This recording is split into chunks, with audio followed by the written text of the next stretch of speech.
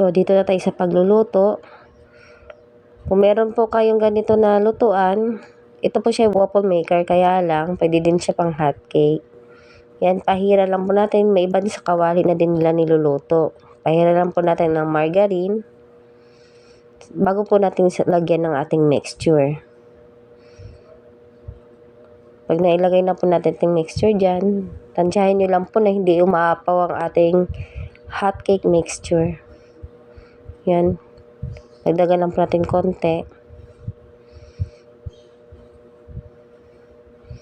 Saglit lang po yan.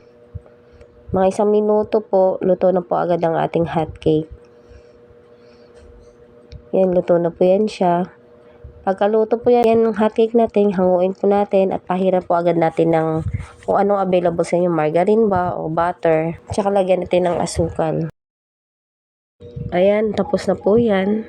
Diba napakadali lang po gumawa ng hot cake? Paborito po yan ng mga bata kahit na po para sa ating mga nakakaedad na. Maraming salamat po sa panonood.